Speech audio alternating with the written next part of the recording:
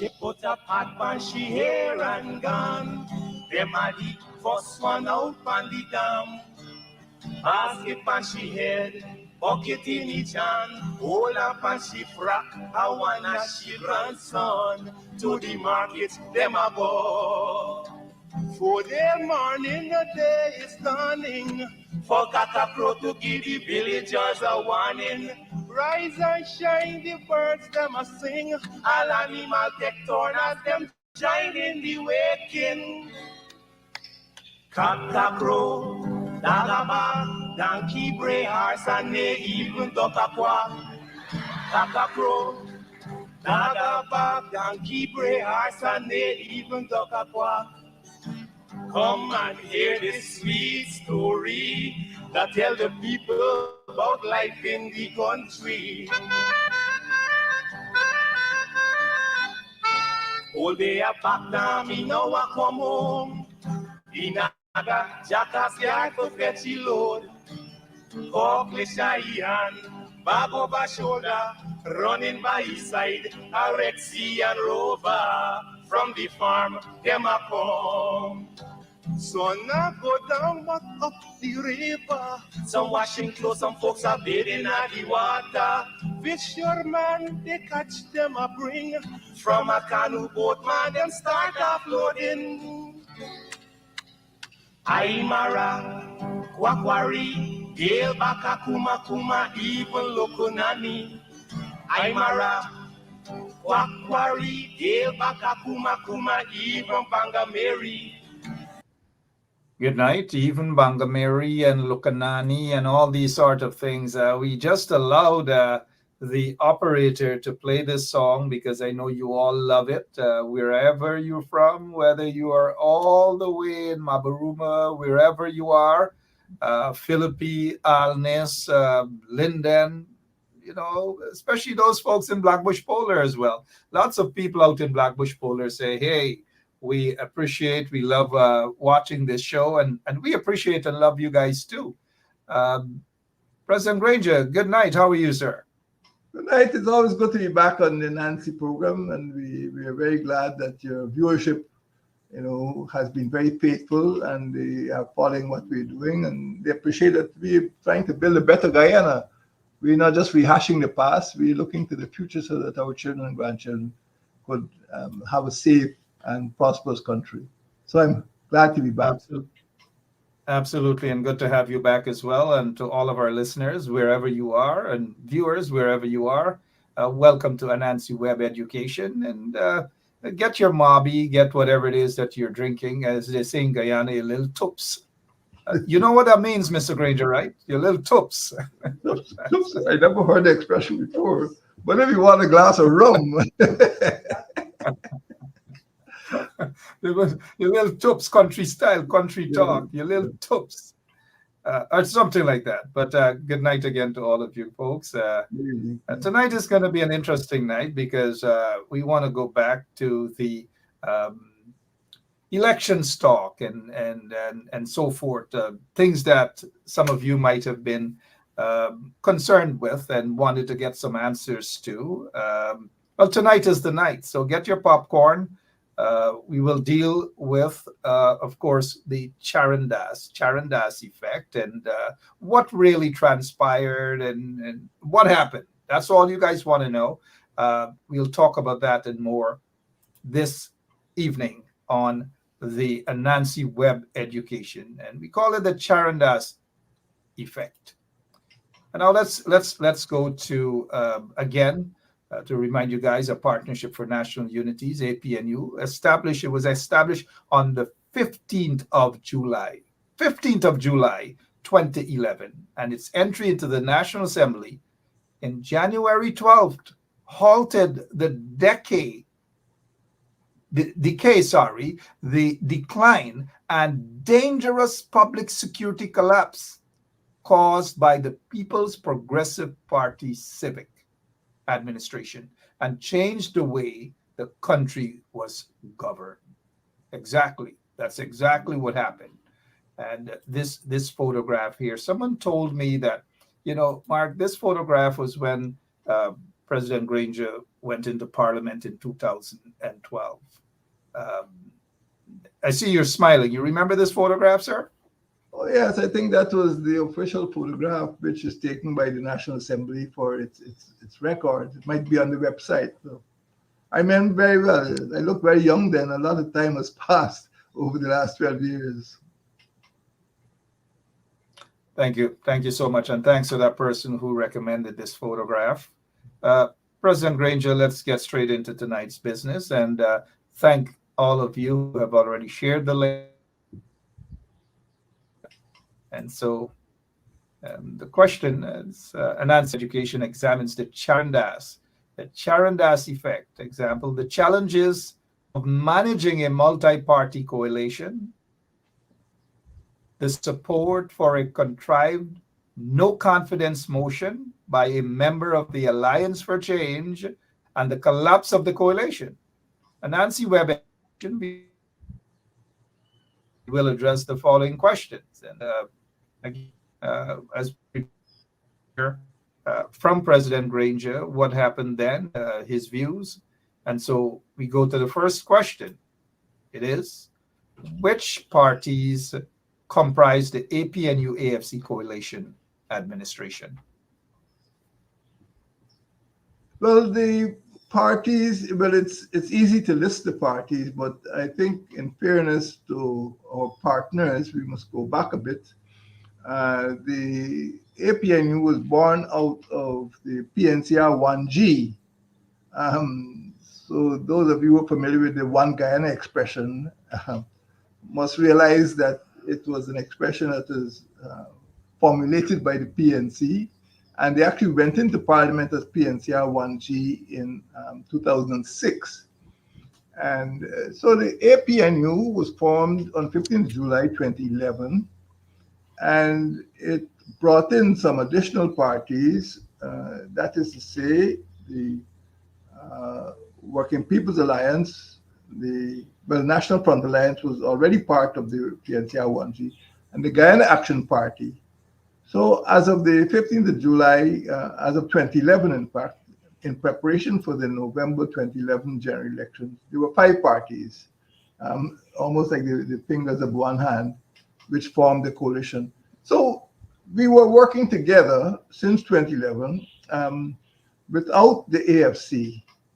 And the AFC only, we met the AFC in Parliament in 2012, as you know, because of an agreement between the APNU and AFC. Although AFC was reluctant to come into a binding coalition, the Speaker of the National Assembly was actually AFC, and of course, both parties had to vote together to elect the Speaker, to the great disappointment of the PPP and the people and the person who wanted to become Speaker. So as a start, APNU was able to get to combine its vote with the AFC to have a Speaker in the National Assembly, because we realized what happened in the previous years under the PPP. And so that was actually the first move by APNU with AFC to have a Speaker in the Parliament, who was at least fair compared with what happened before. So as of the Cummingburg Accord, APNU and AFC came together only in 2015. So between 2012 and 2015, we were operating separately. Although there was a one-seat majority in the National Assembly, we weren't part of a coalition, and that had its own issues. But the 6 parties which finally comprised the coalition were the 5 original APNU members plus AFC. So we ended up as a 6-party coalition. The first time in the history of Guyana, we've had a 6-party coalition to start with, and for that party to actually go to the polls together on a single slate, a single ticket, and win the presidency. So we really created a tremendous change in this country's ability to bring people from different parts of the country, different parties in the country, to work for a common good. So that was marvelous. That was a marvelous event. So that's Marvelous how we event indeed, to go into the yeah, government. and some people, because look around the world, coalition governments do not last long. And what is unique is that six parties formed that coalition in Guyana. And one might be wondering, how on earth was it able to last so long? 5 years, 5 years of a coalition comprising six parties. All right, interesting. Let's move to our second question. How did the APNU AFC coalition change Guyana's political culture? I know in the beginning we spoke about the caption of the for 20 something years, decline in dangerous public security, collapse caused by the PPPC, wrongfully incarcerated, trumped up charges, money laundering, drugs were sent out of the country in tons upon tons. People's violated at every level. Mothers were afraid of their boy, especially boy child, going out there, or their husbands or their brothers, and in some cases their sisters or their wives, and so forth, all under the PPPC regime, corruption upon corruption. And so this question is very important. How did the APNU AFC coalition change Guyana's political culture? This is an important question because many people who were around at that time were quite aware of how unsafe it was. We just come out of the troubles, in which scores of people were killed by phantom squads, drug gangs, and life was very uncertain. Piracy was rampant, especially off of the coast of Region 6. The dropout rate for students was very high. People don't seem to remember how bad things were during the 23 years of the PPP between 1992 and 2015. And of course, migration was rampant. A lot of people had to get out of the country just to stay alive. And we came in with a policy, and admittedly, and there's no apology for this, it was essentially a social policy to look after people and because people are the ones who live in the country and who develop the country. You can't develop a country by, high-rise buildings, and you develop a country with people, and unless people are happy, you wouldn't get change. You wouldn't bring about change. And we paid attention to people. And the very first year of our government, we established a department responsible for social cohesion. Again, something that should not be ignored, because I think at present, Guyana is very deeply divided, socially divided. And just sending out slogans about one Guyana wouldn't solve the problem. Giving sermons to the police force wouldn't solve the problem of safety. And we paid attention to the safety of our people. One, we made sure that a lot of children could go to school, boats, bicycles, buses, and breakfast meals. We paid attention to the employment of young people. We re-established the Youth Corps, which of course the PPP has abolished. And this Youth Corps was to train young people, and people came from all over the country, hinterland and coastland, in the Guyana Youth Corps with a base at Kuru. We paid attention to empowerment, making sure that within 10 months, not 10 years, within 10 months, we were able to hold local government elections, which the PPP couldn't hold for 20 years. And this gave people the power to run their own communities, their own neighborhoods.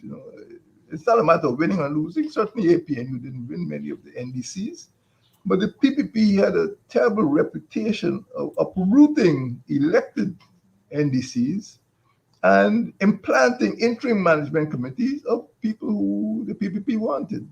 So they really contradicted all the democratic principles for local government. In addition to that, we created 4 tongues at Bartica, Mabaruma, Madia, and Lethem. So for the first time, the huge hinterland now had now were being run by town councils with elected representatives. And this is something the PPP failed to do. So you can now go to Bartica, Mabaruma, Madia, and Lethem and see elected town councils, and you can see the transformation that is taking place in those communities. Once you empower the people, you don't have to sit down in 4th Street, Kingston, and give orders. Empower the local people. And this is what we do through empowerment, through local government elections. And we ran local government election twice within that 5-year period.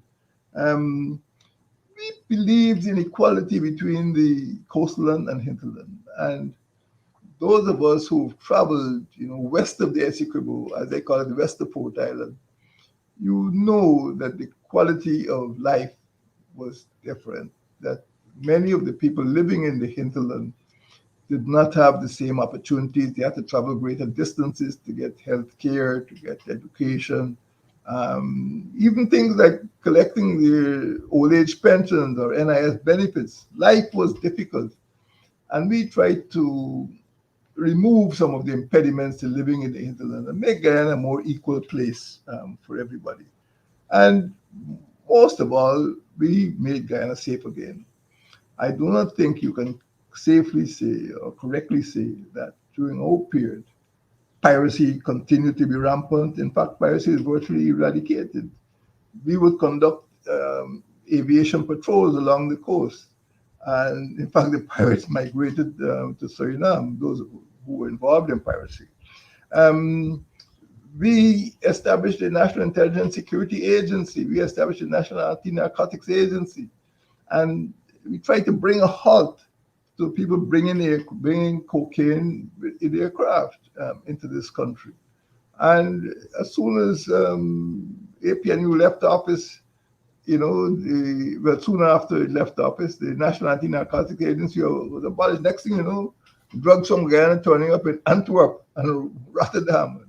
You started to see these semi-submersible boats carrying cocaine all over again. So we made Guyana safe. We put our children back in schools. We empowered our communities. And we gave young people an opportunity to be fully employed through a variety of programs, not only the Youth Corps, but there was also the SLED, there's also the HEYS. And I would say that we changed the political culture. We put people first. We put people first and ensured that once the people were satisfied, and people were satisfied. The public servants, we had a situation in which sweeper cleaners were getting $28,000 a month. And we changed it. Next thing you know, they were getting $62,000. It's not much, but it's what we could have afforded. We did not have access to petroleum revenues, but we made life better for nurses, for teachers, for public servants, for soldiers, for pensioners, and for poor people.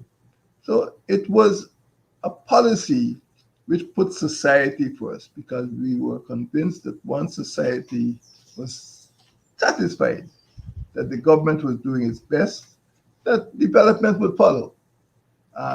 This is not a chance, this is not an occasion for avoiding in local government election because we feel we could lose. Well, technically, you can say APNU did not win, but the people won.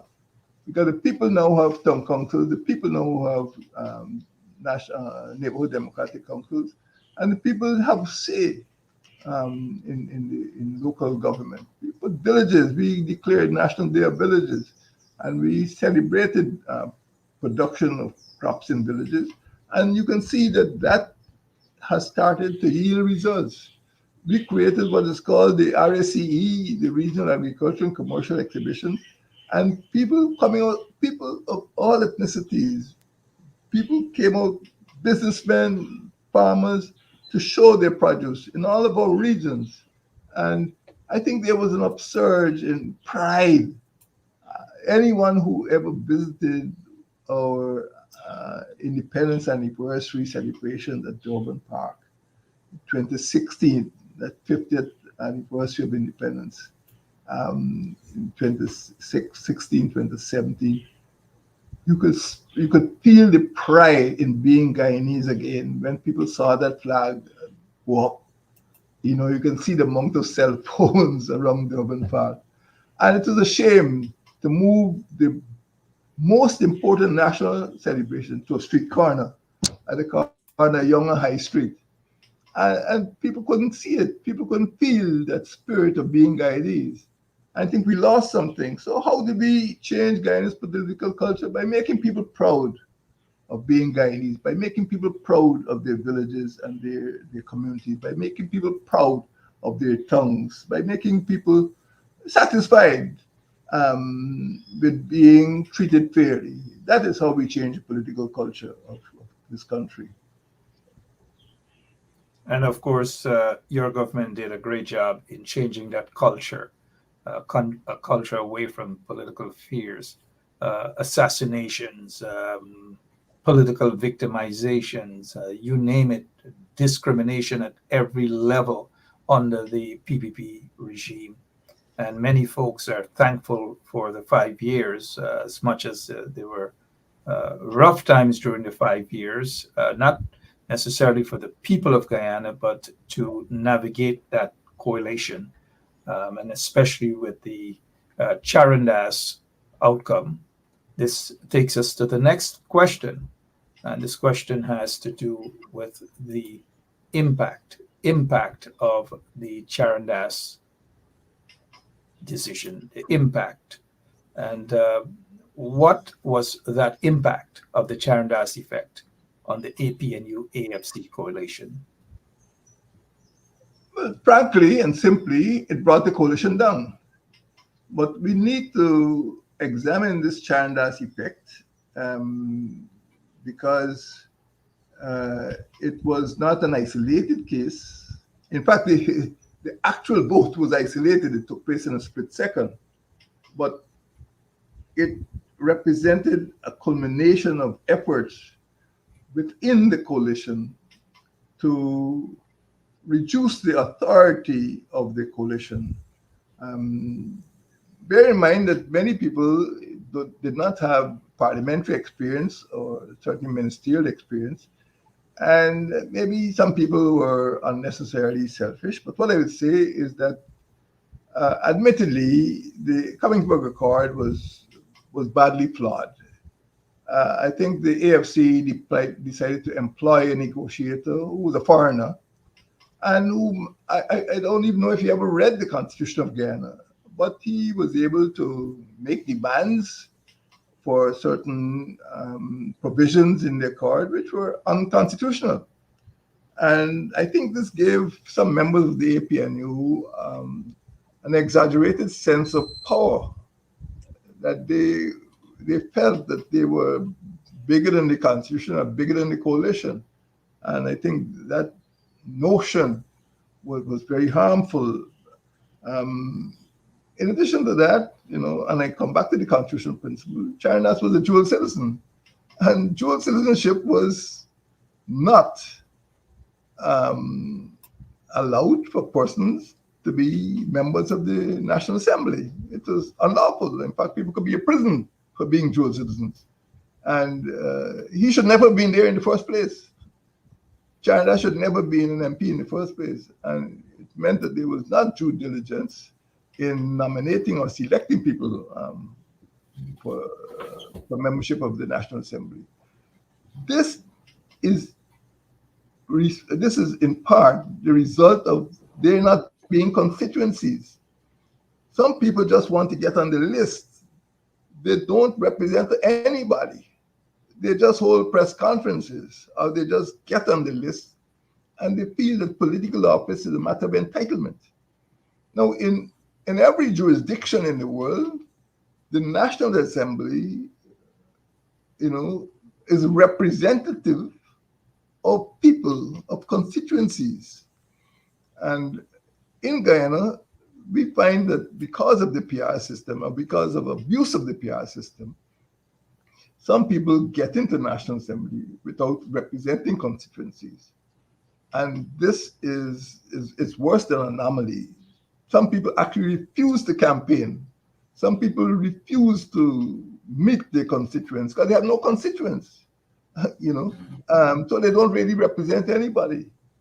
And it meant that this Charandas effect was very harmful the, to the coalition as a whole. In addition to that, they didn't believe in any common policy.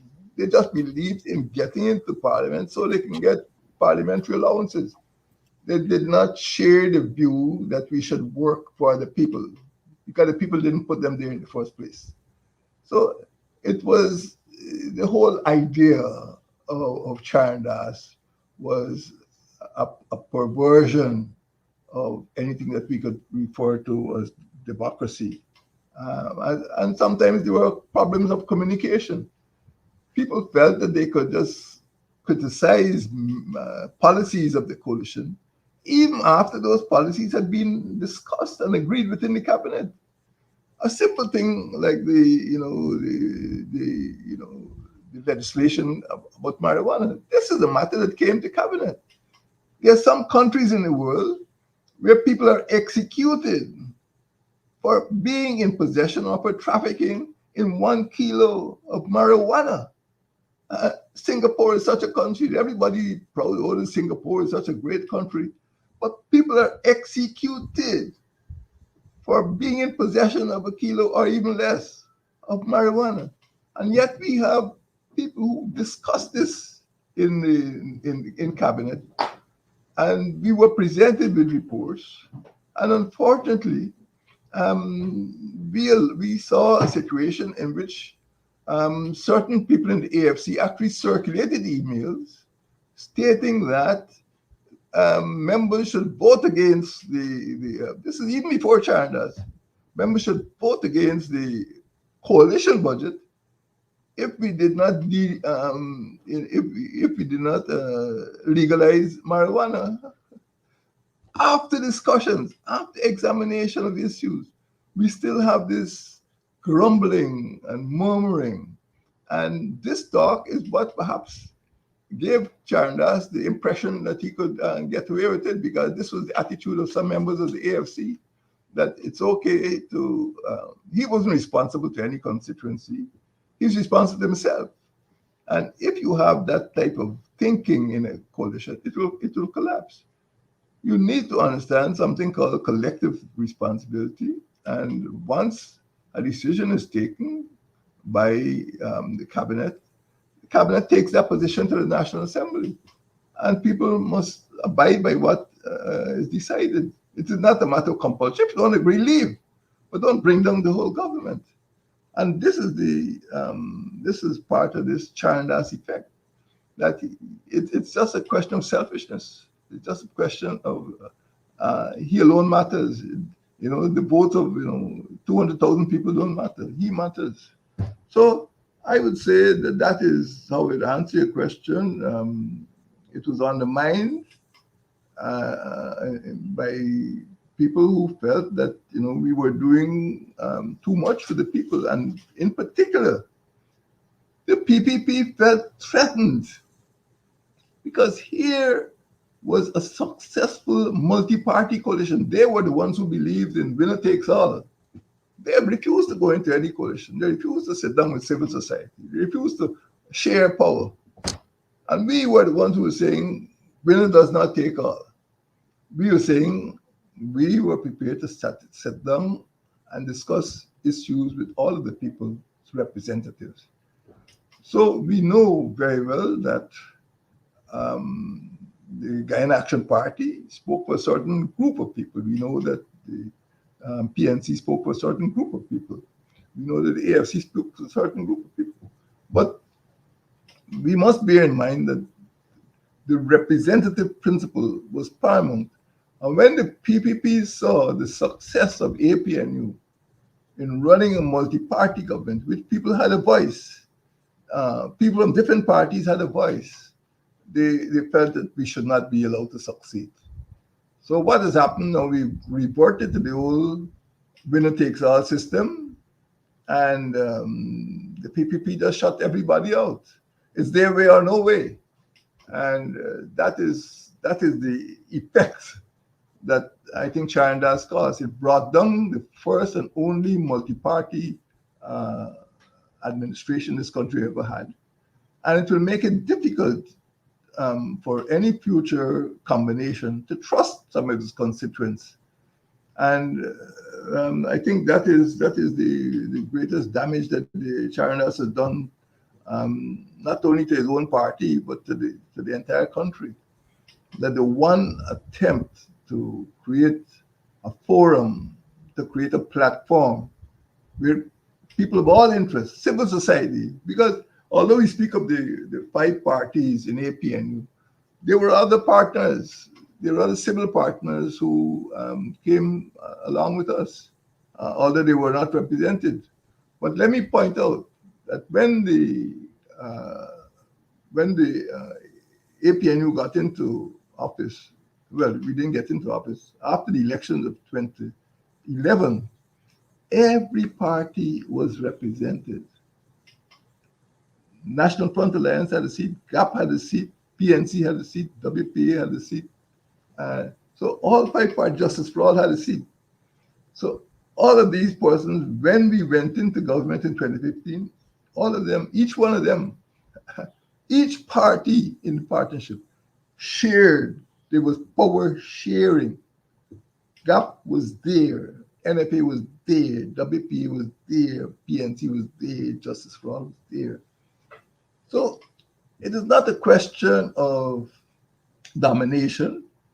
It's a question of the constituents of those parties having a sense of belonging. Things would have gotten better. Of course, many people didn't have experience, but we were fair and we made sure that there was better representation. And I would say that because of our success, the PPP set out to undermine the coalition. Everything that we tried to put forward, even social cohesion. And as soon as they got into power, they just dismantled everything that was good about it. Public Service Training College dismantled. National Anti-Narcotics Agency dismantled.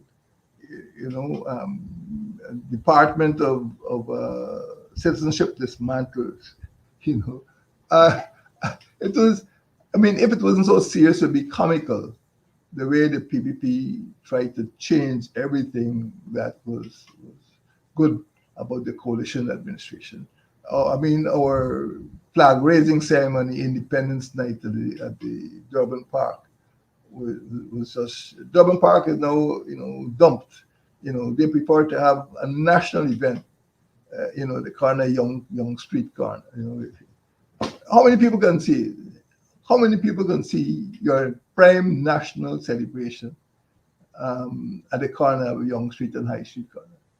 That was the contempt that the PPP had for the people of this country. And now all of that is not a dream, it was not a nightmare. It is something that the children of this country must continue to aspire to. That we are one nation, and one day we will restore that pride that the APNU kindled in this country. We kindled it. PPP is trying to snuff it out, but they wouldn't succeed.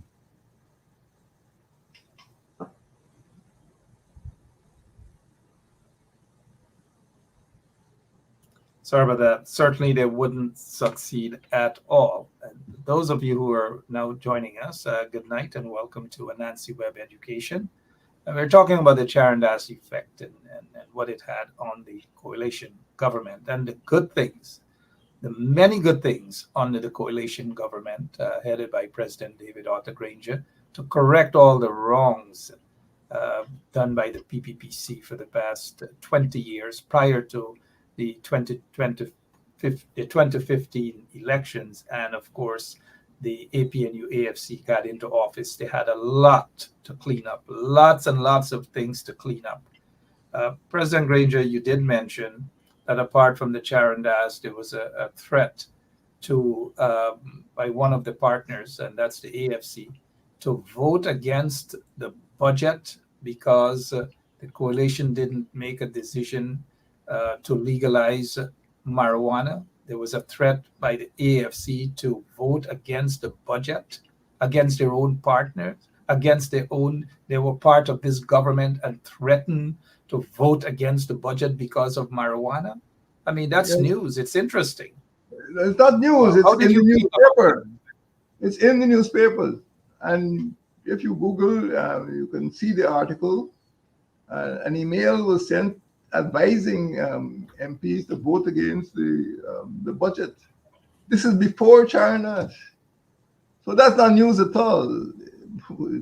It happened 6 years to ago. some it might be news to vote, and it's, I mean, it's interesting running a coalition with threats from parties that's supposed to be in the interest of the people, because one party in a coalition doesn't get its way, then hey, we're going to vote against the budget, or we're going to bring the entire government down.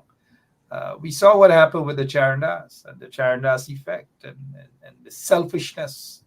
It had nothing to do with caring about people. It's selfishness, And you pure must bear in mind, selfishness. if I could interject, just days before, I think 10 days before that vote, Charandas gave a beautiful speech in support of the budget in 2018. How much the government, the coalition had done for East Berbice. And despite the rationalization or the restructuring of the sugar industry, many people had used their payments to go into private enterprise and open businesses and so on. You should read the speech of Charandas 10 days before this vote. You would never believe that this man had in mind to bring down the very government that had done so much for the East Berbice quarantine region, region number 6. So you can see the level of deception. And one of the things might be going through, and people have asked the AFC leadership about this, whether they knew at the time you had the National Security Minister of National Security, the leader of the AFC, Ramjatan, was there. How did they allow the evidence? Because obviously there were people who knew what Charandas was up to. Charandas denied it, of course. But what were some of the information you got prior to this vote about Charandas? Well, as president, I got no such information. So I cannot say whether people in the AFC got information. Afterwards, you hear whisperings and murmurings, but you don't want to put your faith in that. But afterwards, I spoke to high-level people in the AFC who said they had got word that Charandas would betray the coalition. But it's right now the question of them say he say, and I don't want to go there. But I feel that the evidence that I have suggests that there were people in the AFC who knew Charandas was the weak link that would be snapped. And when you look at the seating arrangements in the National Assembly, you see people there who don't normally turn up to debates, who are responsible for whisking Charandas out of the parliament and seeing him all the way to the airport and off the calendar. So people, it was a setup. And whether anybody in the AFC knew, I cannot say, but I think there were certainly some suspicions. Some suspicion, indeed. Now let's go to the final question. Some suspicion, indeed. The final question for tonight is, why was Guyana's most successful undermined? Why? Who's sleeping? Why was it undermined? There are several reasons.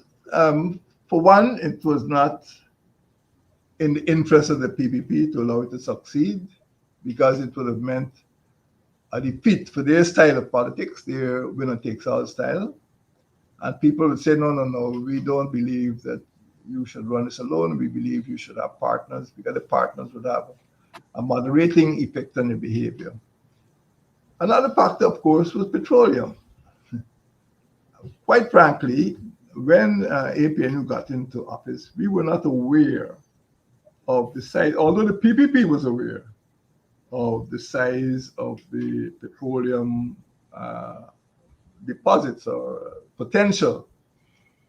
And admittedly, APNU was not fully prepared. We didn't have personnel, we didn't have the trained manpower, we didn't have the organization structure to manage that industry. And when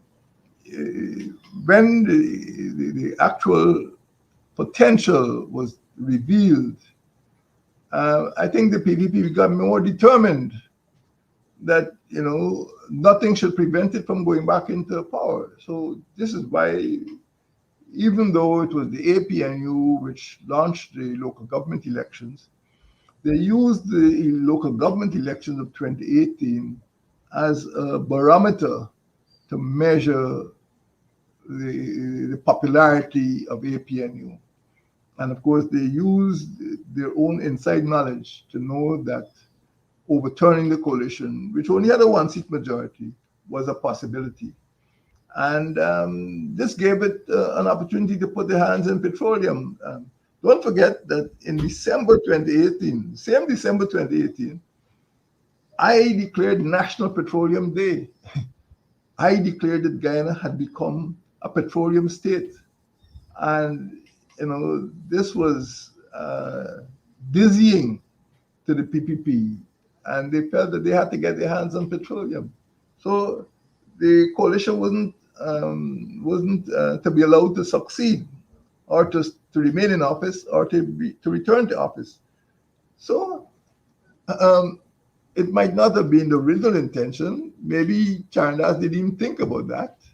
But this was the effect, to put this huge bounty belonging to the Guyanese people for generations to come into the hands of the PPP, to deliver petroleum to the PPP. That's the biggest, well, not the biggest, that is one effect of the Charandas. That's one element of the Charandas effect. The other element, as I said before, is that, it has I hope not destroyed, but seriously damaged the prospect of coalition government. And I would not agree with the comment that you made a little earlier. Coalition governments succeed when you go to several European countries like Italy or Germany. I remember while I was in office, Angela Merkel, I think her party had got 44% and was forced into coalition, and they were drinking champagne, celebrating that they would become the major partner in a coalition. So coalitions are normal. It's not abnormal. Coalitions are normal. But these are grown-ups. These are not people who try to criticize their partners. These are people who try to make the system work. But here we had a lot of immature behavior, a lot of infantile behavior within some parties refusing to go out and campaign, parties refusing to share the common objectives, even though these things are documented. We see parties just behaving as if